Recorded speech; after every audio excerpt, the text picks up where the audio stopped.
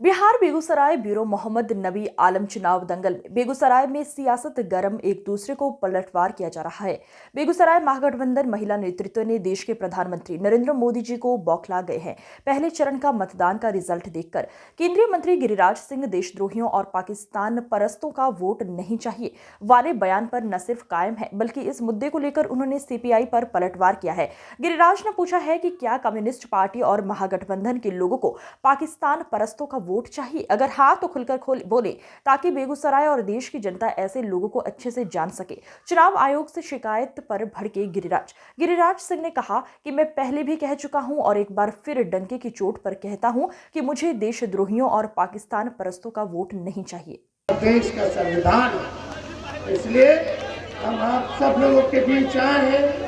आप लोगों से अपील कर दे कि एक एक वोट जो है आप लोग जो है सीपीआई हसुआ गेहूं छाप को आप लोग दे करके विजयी बनाने का काम किया। आज देश विजय है नामांकन के लिए प्रदेश भर से सभी नेता यहाँ हमारे आए हुए, और मुझे पूरा विश्वास है कि इस बार बेगूसराय में परिवर्तन होगा, बेगूसराय बदलाव। तो बिहार की जनता, बेगूसराय की जनता, देश की जनता सोचेगी ये कौन सी पार्टी आ गई है।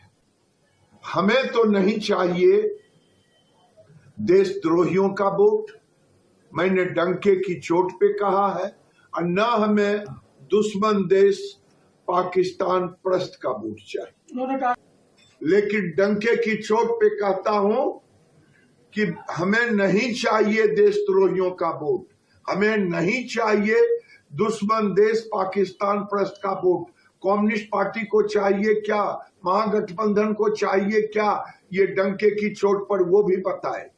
मैंने पहले भी कह चुके हैं कि अब महागठबंधन तेजस्वी यादव हार स्वीकार कर चुके हैं, इसीलिए ऐसी बात उन्होंने कहा है। मुझे खुशी है वो मेरे लिए अपील कर रहे हैं अपनी हार स्वीकार करने।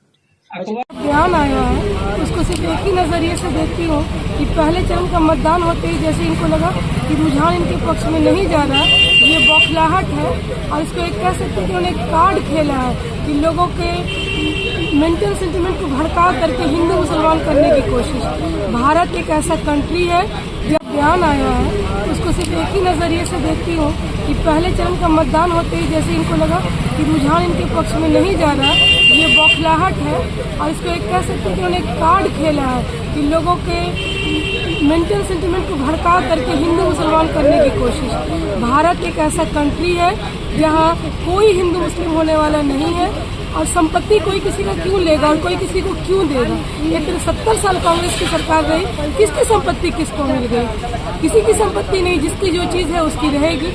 ये इन्होंने एक कार्ड खेला है ताकि लोगों की भावनाओं को भड़काकर वोट बैंक को अपना बना सके। तो कहा जाता है कि सबका साथ सबका विकास के साथ नारों के साथ इस बार 400 पार करना चाह रहे हैं, तो इस तरह का फिर बयान किस तरह? यही चीज़ है ना कि पहले चरण के मतदान से पहले बोली सिमटी हुई थी, सुधरी हुई थी, क्योंकि इनको लग रहा था कि सब चीज़ अपने पक्ष में है। लेकिन जैसे ही इलेक्शन हुआ, रुझान आया, तो फिर बौखलाहट सामने आई।